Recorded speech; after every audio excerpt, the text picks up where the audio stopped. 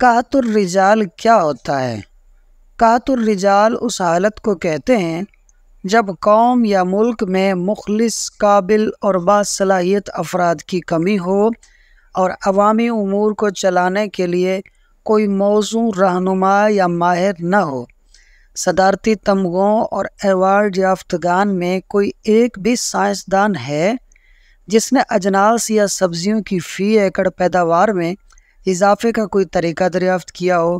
کوئی ایک بھی آبی ماہر ہے جس نے بارش اور سیلاب کے پانی کے استعمال کا کوئی طریقہ بتایا ہو؟ کوئی ایک بھی ڈاکٹر ہے جس نے کسی زرعی یا انسانی اور حیوانی بیماری کے علاج کی دوا ایجاد کی ہو؟ کوئی ایک بھی انجینئر ہے جس نے تعمیراتی، طبی یا کیمیائی شعبے میں کوئی نئی ایجاد کی ہو؟ کوئی ایک بھی معیشت دان ہے جس نے قرضوں کی معیشت کی دلدل سے نکلنے کا کوئی طریقہ بتایا ہو؟ جب صرف گلوکار، چور، فراڈیے بھانڈ اور میراثی ہی قومی ہیروز اور قابل فخر قرار پائیں تو یہی تو قحط الرجال ہے۔ اللہ پاک ہمارے ملک و قوم کو مرد عطا فرمائے، آمین۔